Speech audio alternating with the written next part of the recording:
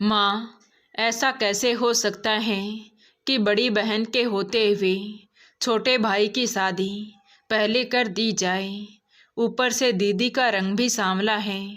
कितनी मशक्क़त के बाद तो लड़के वाले शादी के लिए तैयार हुए हैं और आप हैं कि इतनी देर लगा रही हैं। अरे उसकी तो चट मंगनी पट ब्याह कर देना चाहिए था, ताकि किसी को कुछ कहने का मौका ही नहीं मिले।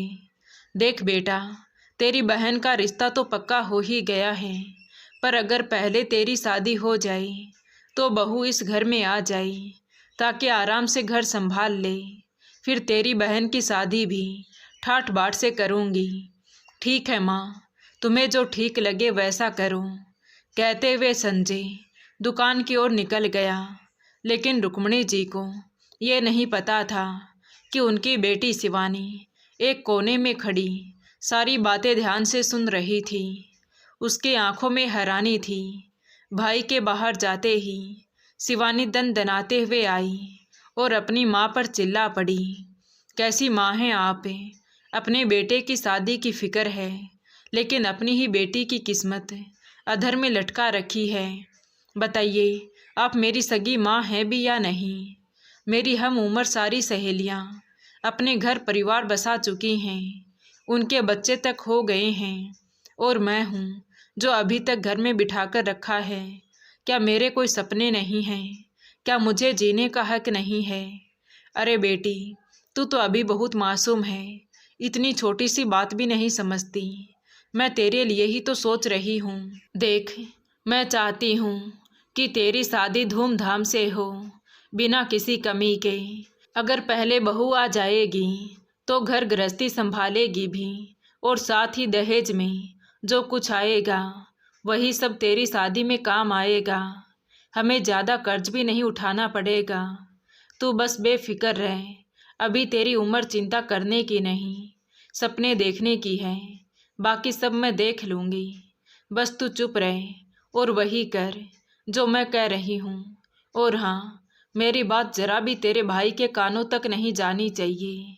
देखना, मैं सब कितनी चतुराई से संभाल लूँगी। कुछ ही दिनों बाद संजय की शादी धूमधाम से हो गई। लड़की वाले संपन्न परिवार से थे। फिर रुक्मिणी जी ने भी अपनी चालाकी दिखा दी। उन्होंने शादी से पहले अपनी सहेली के बेटे का बड़ा सा शोरूम लड़की वालों को दिखा दिया, ताकि उन्हें लगे कि संजय का यही कारोबार है। हकीकत में तो संजय की छोटी सी दुकान थी, पर लड़की वाले इस राज से अनजान रहे। शादी में दहेज भी अच्छा खासा आया, और जब बहू सुनीता सर से पांव तक सोने के गहनों से लदी आई तो रुक्मिणी जी और शिवानी की आंखों में चमक आ गई। पूरे मोहल्ले में भव्य स्वागत हुआ। रुक्मिणी जी ने मुस्कुराते हुए अपनी नई बहू की आरती उतारी। तभी शिवानी शरारती अंदाज में बोली, भाभी, मैं इस घर की बेटी हूँ, तो आपकी घर में एंट्री तभी होगी जब मुझे अच्छा खासा नेक मिलेगा। तो सुनीता भी तुरंत मुस्कुराकर बोली, हाँ दीदी, आपको क्या चाहिए बताओ। भाभी, मुझे तो आपके ये कंगन चाहिए, तभी आप अंदर आ पाएंगी। यह सुनकर रुक्मिणी जी तुनक कर बोली, शिवानी, ये गहने बहू के हैं, तुम इन्हें ऐसे कैसे ले सकती हो? चलिए 2000 रुपये पकड़ और बहू को अंदर आने दे, ज़्यादा नाटक मत कर। कहते हुए रुक्मिणी जी ने बहू का स्वागत पूरे जोश और खुशी के साथ किया। शाम को जब सारे मेहमान विदा हो गए और सारी रिवाजें पूरी हो गईं, तो रात को शिवानी अपनी माँ के पास आई और बोली, माँ, आपने मुझे भाभी के कंगन लेने से मना क्यों कर दिया? तभी रुक्मिणी जी हंसते हुए बोली, अरे बेटी, तुम तो छोटे छोटे गहनों से खुश हो जाती हो, पर मैं बड़े खेल खेलती हूँ। अगर अभी से उसका पूरा गहना छीन लिया तो बहू को शक हो जाएगा कि हम लालची हैं। थोड़ा धैर्य रख, अपना इमेज बनाओ, फिर देख मैं कैसे अपने शातिर दिमाग से पूरे गहने अपने कब्जे में लेती हूँ। माँ बेटी दोनों हंस पड़ी, जैसे कोई गुप्त योजना सफल होने वाली हो। दूसरे दिन सुनीता नहा धोकर तैयार हो गई और उत्सुकता भरे स्वर में बोली, माँ जी, मुझे किचन में क्या बनाना है, कुछ मीठा से शुरुआत करूं। तो रुक्मिणी जी ने कहा, अरे बेटा, अभी तुझे कोई काम करने की ज़रूरत नहीं है ना तेरी ननद, वो सारा काम कर लेगी। तू बस अपनी शादीशुदा ज़िंदगी एंजॉय कर, तुम्हें कुछ नहीं करना। सास के मुंह से ये सुनकर सुनीता अपने कमरे में चली गई। तभी शिवानी अपनी माँ से बोली, माँ, तुम पागल हो गई हो क्या? लोग तो बहू से काम करवाते हैं और तुम मुझसे काम करवा रही हो अपनी बेटी से। अरे बेटी, ये सब मेरे हथकंडे हैं, तू नहीं समझेगी। मैं बस बहू को अपनी मुट्ठी में ले रही हूँ, समझी? इसलिए अब ज़्यादा दिमाग मत चला और किचन में जा, बहू की खातिरदारी कर, देखना सब कुछ बढ़िया होगा। रुक्मिणी जी टेढ़ी मुस्कान बिखेरते हुए बोली तो शिवानी भी मुस्कुराकर किचन में चली गई। थोड़ी देर बाद रुक्मिणी जी बहू को आवाज़ लगाते हुए बोली, बहू, तू और संजय खाने के टेबल पर आ जाओ। तो सास का इतना प्यार देखकर सुनीता मन ही मन सोच रही थी कि उसने तो अपनी सास को सख्त और खड़ूस समझ रखा था, लेकिन असल में वो तो बहुत अच्छी है, हर बात का ध्यान रखती है, कामकाजी भी है। सुनीता को यकीन नहीं हो रहा था कि उसकी सास इतनी उत्तम और आदर्श होगी। उसके तो भाग्य खुल गए जो ऐसा ससुराल मिला। फिर धीरे धीरे शादी का 1 महीना बीत गया। एक शाम डिनर करने बैठे, तभी अचानक रुक्मिणी जी ने अपने बेटे संजय से कहा, बेटा, तो मेरी बहू का जरा भी ख्याल नहीं रखता। क्यों माँ, मैंने क्या कर दिया? तो रुक्मिणी जी ने कहा, अरे बेटा, शादी के बाद सब लोग घूमने जाते हैं और तुम इसे कहीं नहीं ले गई। जा बहू को कहीं घुमा फिरा ला। ये सुनकर सुनीता तो बस सोचती रह गई, वाह, मेरी सास कितनी अच्छी है, कितना ख्याल रखती है मेरा, मुझे घूमने भेज रही है और तो और कुछ काम भी तो नहीं करवा रही, सब काम ननद से करवाती है। हे भगवान, ऐसा ससुराल सबको मिले। मौका पड़ते ही रात को रुक्मिणी जी बहू के कमरे में पहुंची और मीठी चुपड़ी आवाज़ में बोली, अरे बहू, इतने भारी भरकम गहने ऐसे ही अलमारी में छोड़कर मत जाना, काम वाली आती है, बेहतर है कि सब गहने तिजोरी में रख दे, सुरक्षित रहेंगे। और हाँ, अगर मुझ पर विश्वास नहीं है तो चाबी तू ही अपने साथ रख ले। सुनीता मासूमियत से मुस्कुराई और बोली, अरे माँ जी, आप कैसी बातें कर रही हैं? आप तो मेरी माँ जैसी हैं, मैं तो गहने तिजोरी में ही रख देती हूँ। तभी संजय ने भी हामी भरी, हाँ माँ, आप बिल्कुल सही कह रही हैं, और ये चाबी भी आप ही रख लीजिए। इतना सुनते ही रुक्मिणी जी के चेहरे पर खुशी की चमक दौड़ गई। मन ही मन बोली, वारी किस्मत, मैं तो यही चाहती थी। 1 हफ्ते बाद शिमला से लौटने के बाद सुनीता को तो इस बात का जरा भी अंदाजा नहीं था कि उसकी गैर मौजूदगी में तिजोरी से उसके गहनों का सफाया हो चुका है। रुक्मिणी जी को जो जो रखना था वो सब रख लिया और अब अपना असली चेहरा सामने ले आई। बहू के वापस आते ही बोली, बहू, अब घूमना फिरना सब हो गया, अब वक्त है घर की असली जिम्मेदारी उठाने का। रुक्मिणी जी के पास गहने तो आ ही गए थे, अब वो अपने असली रंग ढंग में ढल चुकी थी। सुनीता ये सुनकर सक पका गई। जी, उसने धीरे से कहा, हाँ माँ जी, खाना मैं बना देती हूँ।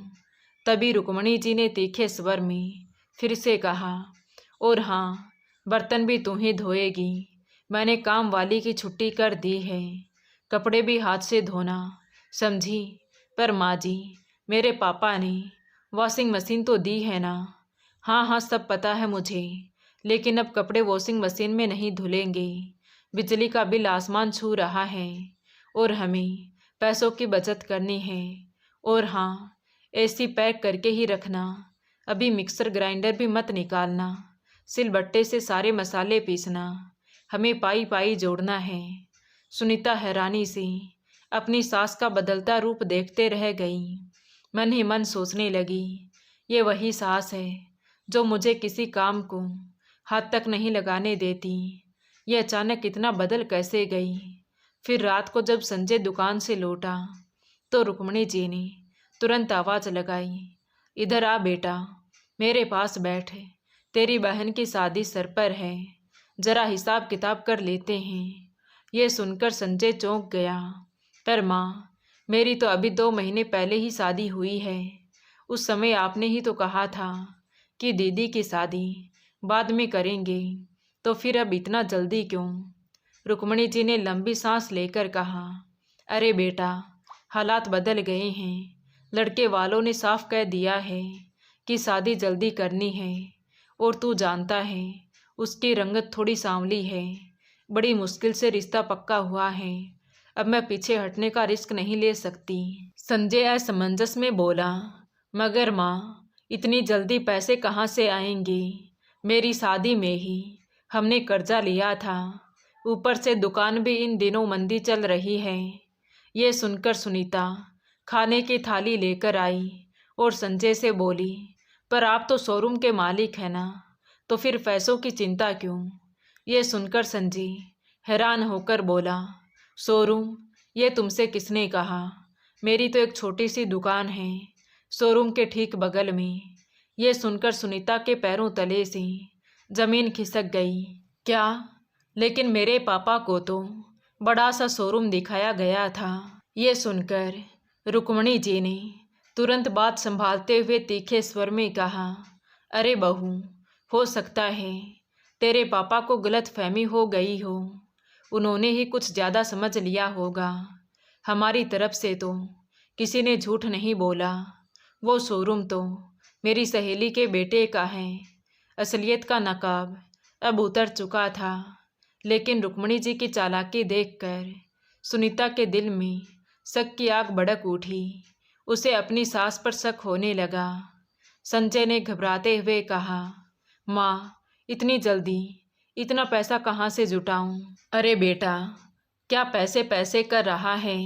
तेरे पापा ने जो थोड़ी बहुत एफडी बैंक में जमा की थी, मैं वो निकाल लूँगी, और बहू के गहने भी हैं, वही दे दूँगी। बाकी शादी के gifts, washing machine, mixer grinder, fridge, अलमारी सब पड़े हैं, वही दे देंगे, हो जाएगा, चिंता मत कर, तू बस शादी की तैयारी पर ध्यान दे।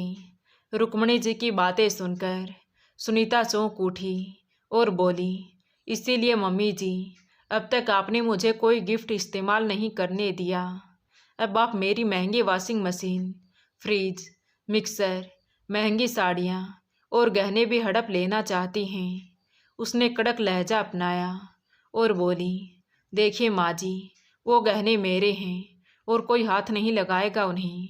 आप दीदी के लिए नए गहने बनवाएं या शादी कुछ महीनों बाद करें, मुझे उससे कोई फ़र्क नहीं पड़ता, लेकिन ये गहने मेरे पापा ने मुझे दिए हैं और मैं किसी के भी हाथ नहीं लगने दूंगी। बहू, तेरा दिमाग खराब हो गया है क्या? अरे तेरे पति पर ही लोन का कर्जा बढ़ जाएगा। अपने पति की चिंता नहीं है तुझे। तेरी अपनी इकलौती ननद है, बड़ी है, इस घर की इज्जत संभाल। बहुएं अपने ससुराल के लिए क्या क्या नहीं करती, तो तू भी थोड़ा समझदारी दिखा। संजय ने भी सहमी आवाज़ में कहा, सुनीता, शांत हो जाओ, मैं तेरे लिए नए गहने बनवा दूंगा। अभी दीदी की शादी शांति से हो जाने दो। लेकिन सुनीता के मन में गहरी वेदना थी। वो दुख से भर आई और अनियंत्रित होकर आंसुओं की झड़ी लगा दी। उस रात वो पूरी रात नहीं सो चुकी। उसके मन में बेचैनी और सवाल थे। उसके पापा ने कहा था कि उनका शोरूम है, लेकिन हकीकत में तो सिर्फ एक छोटी सी दुकान है। उसके मन में एक अनकही उदासी छा गई, जो बस उसके दिल को चीर रही थी। 1 हफ्ते के इंतजार के बाद आखिरकार तीज का पावन त्योहार आया, तो उसने रुक्मणी जी से कहा, माँ जी, मुझे मेरे गहने दे दीजिए ना, पूजा है, मैं पहनकर पूजा करूँगी। तो रुक्मणी जी तेवर बदलकर बोली, अरे पगली, तेरे गहने कहाँ? वो तो तेरी ननद की अमानत है, उसने ही पहने हैं। अब उसकी शादी पक्की हो चुकी है, बस 10 दिन बाद ही तो विदा हो जाएगी। उसने भी व्रत रखा है अपने होने वाले पति के लिए, और आज वही तेरे गहने पहनकर बैठी है। अब ये सब नाटक मत कर। सुनीता का चेहरा तमतमा उठा, उसकी आंखों में आंसू भर आए। तभी शिवानी सज धजकर सुनीता के गहने पहनकर इतराते हुए आई और फिर अपनी भाभी को चिढ़ाते हुए बोली, क्यों भाभी, कैसी लग रही हूँ मैं? किसी महारानी से कम नहीं लग रही हूँ ना? सुनीता का दिल अंदर ही अंदर सुलग रहा था। उसने कहा, दीदी, ये गहने मेरे हैं, इन्हें पहनने का हक सिर्फ मेरा है। मैंने माँ जी पर भरोसा करके उन्हें सौंप दिए थे, पर यही मेरी सबसे बड़ी भूल थी। मेरे भी शौक हैं, मैं आखिर अपने गहने कब पहनूंगी? तभी शिवानी मुस्कुराते हुए बोली, अरे भाभी, जब तूने खुद दिए थे तब तेरे बस का क्या है? ये गहने अब मेरे हैं। और सुन, माँ ने वादा किया है कि मेरी शादी में यही गहने मेरे सर से लेकर पाँव तक चमकेंगे। और शायद तुझे पता नहीं, इसीलिए माँ ने पहले भैया की शादी की थी ताकि तेरे दहेज पर मैं कब्जा कर सकूं। यह सुनकर सुनीता को बहुत गुस्सा आया। उसने तुरंत शिवानी के गले से लटकते हुए हार को खींचने की कोशिश की, लेकिन शिवानी ने पल भर में उसे जोर से धक्का दे दिया। सुनीता संतुलन खोकर नीचे गिर पड़ी। तभी शिवानी ने तीखे स्वर में चेतावनी दी, खबरदार भाभी, जो आगे से मेरे किसी भी जेवर को हाथ लगाया तो अब से ये गहने मेरे हैं, तुम्हारे नहीं। अब हट मेरे रास्ते से। मुझे भी तो अपने होने वाले पति के लिए तीज की पूजा करनी है। इतना कहकर वो शान से अपनी भाभी की महंगी साड़ी पहनकर पूजा में बैठ गई। सुनीता आंसू रोक नहीं पा रही थी। मेरे अरमानों का गला माँ जी ने घोट दिया। मेरी साड़ियाँ, मेरे गहने, मेरी खुशियाँ सब लूटकर अपनी बेटी की झोली में डाल दी। ये कैसी सास है जो मेरी जिंदगी उजाड़ कर अपनी बेटी का घर बसा रही है। ये अन्याय अब मैं और नहीं सहूँगी। इनको सबक सिखाकर रहूँगी। 1 हफ्ते बाद जिस घड़ी का रुक्मणी जी को इंतज़ार था वो घड़ी भी आ गई। शादी का दिन था। पूरा घर दुल्हन की तरह जगमगा रहा था। शिवानी सर से लेकर पांव तक गहनों से लदी थी। हर कोई कह रहा था, अरे वाह रुक्मणी, तूने तो अपनी बेटी को सोने चांदी में लपेट दिया है, बिल्कुल महारानी लग रही है। तो रुक्मणी जी भी गर्व से मुस्कुराते हुए बोली, हाँ हाँ, क्यों नहीं भाई, मेरी बेटी है तो उसे राजकुमारी की तरह विदा करूँगी। इधर सुनीता नकली गहने पहनी कोने में बैठी सब सुन रही थी। उसकी आंखें नम हो आई। मन ही मन बोली, ये सब मेरे पापा का दिया हुआ मुझसे छीन कर अपनी बेटी पर लाद कर वाहवाही कर रहे हैं। एक पल को उसका मन हुआ कि अभी पुलिस बुला ले, पर अपने पति संजय की खातिर चुप रह गई। शादी अच्छे से संपन्न हो गई थी। शिवानी खुशी खुशी अपने ससुराल विदा होकर चली गई, पर सुनीता का मन भारी था। उसके दहेज में आया हर सामान और गहने सब कुछ रुक्मणी जी ने उठाकर अपनी बेटी को दे दिया। रुक्मणी जी बड़ी खुश थी। आखिर उनकी जिम्मेदारी जो निपट गई थी, अच्छे से शादी भी हो गई और उनके पैसे भी बच गई। समय ऐसे ही गुजरता रहा। कुछ दिन बाद रुक्मणी जी ने अपनी बहू से कहा, अरे बहू, आज घर को अच्छे से सजाना, कल बेटी और दामाद आएंगे तो उनकी खातिरदारी में हर चीज़ का खास ख्याल रखना है। और हाँ, अपना कोई बदला निकालने की कोशिश मत करना। मेरी बेटी दामाद के सामने घर की इज्जत बनाए रखना। सुनीता चुपचाप वहाँ से जाने लगी कि तभी अचानक घर की डोर बेल बजी। रुक्मणी जी ने दरवाज़ा खोला तो सामने उनकी बेटी शिवानी आंसुओं से भरी आंखें लिए अंदर आई। तभी रुक्मणी जी ने चौंकते हुए कहा, अरे बेटी, तू तो कल आने वाली थी ना, और आज इतनी बुरी दशा में तू रो क्यों रही है? जल्दी बता, मेरे तो हाथ पैर फूल रहे हैं। तभी शिवानी भरी आवाज़ में बोली, माँ, मेरी सासू माँ ने मेरे सारे गहने उठाकर अपनी बेटी को दे दिए। ये सुनकर रुक्मणी जी आग बबूला हो गई और गुस्से से बोली, अरे ऐसे कैसे दे दिए?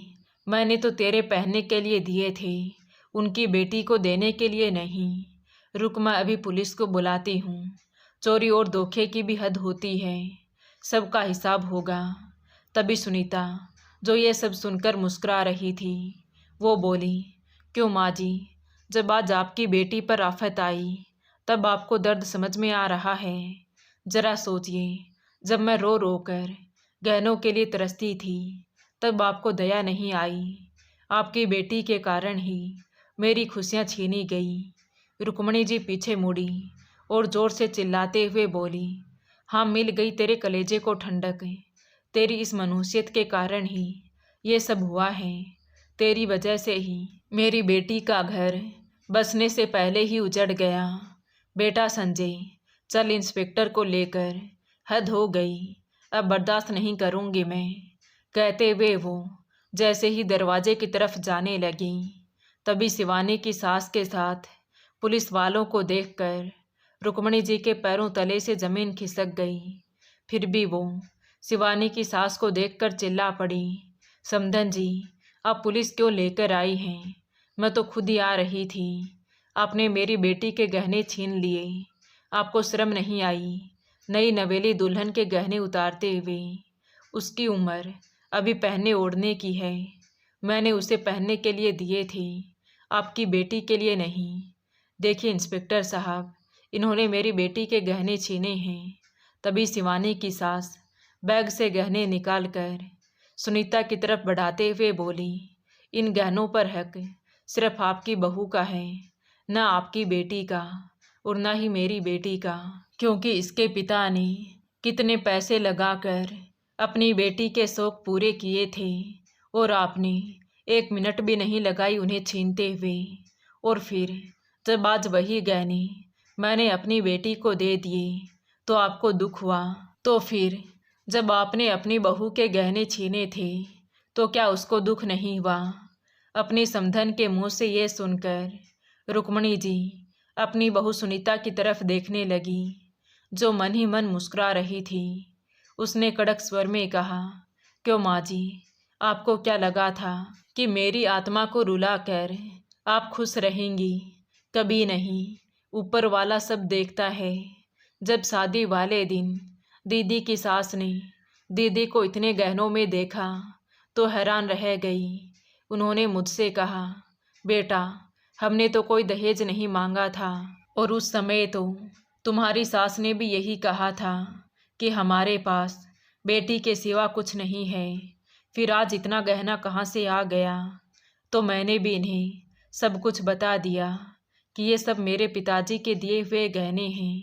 उन्होंने मेरी शादी में चढ़ाए थे, पर मेरी सास ने 2 दिन भी नहीं लगाई इन्हें छीनने में और अपनी बेटी को चढ़ा दिए। वो आगे कुछ कहती उससे पहले ही शिवानी की सास बोली, और उसी समय समधन जी, मैंने भी ठान लिया था कि आपकी बहू के गहने मैं इसको दिलाकर ही रहूँगी।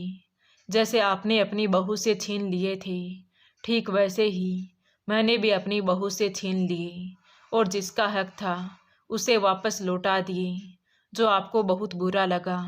लेकिन देखिए बहन जी, शादी अपनी हैसियत और औकात के अनुसार करनी चाहिए, किसी दूसरे का दहेज लेकर नहीं। जिसकी जितनी चादर है उतने ही पैर फैलाने चाहिए, न कि दूसरों के गहने छीन कर। तभी सुनीता ने कहा, इंस्पेक्टर साहब, आप इन्हें ले जा सकते हैं, क्योंकि सारे फसाद की जड़ यही है। यह सुनकर रुक्मणी जी ने घबरा कर अपने बेटे की तरफ देखा। संजय बेटा, कुछ बोल, देख बहू क्या कह रही है। माँ, सही कह रही है वो, आप दोनों माँ बेटी ऐसे नहीं सुधरने वाली। जैसे स्थिति बिगड़ने लगी तो दोनों माँ बेटी ने रंग बदल दिए और रोते रोते सुनीता से माफ़ी मांगने लगी। शिवानी ने कहा, भाभी प्लीज़ मुझे माफ़ कर दीजिए, मुझे आपके गहने नहीं चाहिए। मैं सारा दहेज भी मंगा कर वापस लौटा दूंगी, लेकिन ये कंप्लेन वापस ले लो। तो सुनीता ने भी दृढ़ स्वर में जवाब दिया, नहीं, तुम्हें सज़ा मिलनी बहुत ज़रूरी है।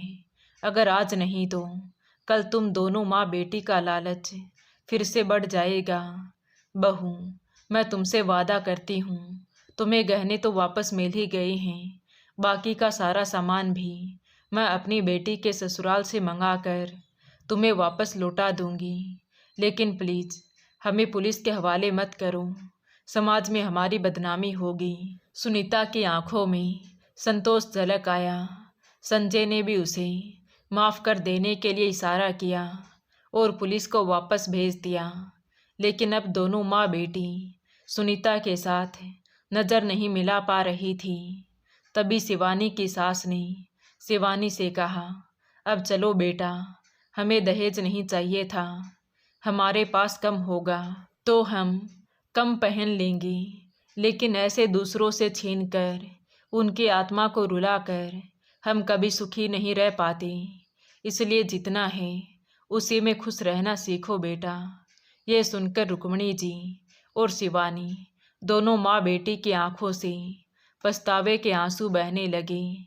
उन्होंने आगे बढ़कर शिवानी की सास को गले से लगा लिया और बोली, सास हो तो आपके जैसी, आपने मेरी बेटी को एक ही दिन में अच्छे संस्कार सिखा दिए जो मैं पूरी जिंदगी नहीं सिखा पाई, और उसे भी अपनी जैसी लालची बना दिया। मुझे माफ़ कर दीजिए समधन जी। फिर अपनी बहू सुनीता की तरफ देखकर बोली, बहू, मुझसे बहुत बड़ी गलती हो गई, मैं माफ़ी के लायक तो नहीं हूँ, लेकिन फिर भी आखिरी बार तुमसे माफ़ी मांग रही हूँ, हो सके तो मुझे माफ़ कर दीजिए। सुनीता की आंखों में भी आंसू छलक पड़े। उसने कहा, माँ जी, आप मुझसे माफ़ी मांग कर मुझे शर्मिंदा मत कीजिए। मुझे तो माँ का प्यार चाहिए, जिसके लिए मैं बचपन से तरसती आई हूँ। और वैसे भी अब मुझे मेरे गहने वापस मिल गए हैं, जो मेरे पिताजी ने अपनी एक एक पाई जोड़कर मेरे शौक पूरे किए थे। अब मुझे आपसे कोई गिले शिकवे नहीं हैं। ये सुनकर सबकी आंखों में खुशी के आंसू छलक आए। शिवानी भी भाभी से माफ़ी मांगकर खुशी खुशी अपने ससुराल चली गई। तो दोस्तों, आपको ये कहानी कैसी लगी कमेंट करके ज़रूर बताएं। कहानी अच्छी लगी हो तो प्लीज़ वीडियो को लाइक करें, शेयर करें और हमारे चैनल कहानी विद देवांशी को सब्सक्राइब ज़रूर करें। Thank you.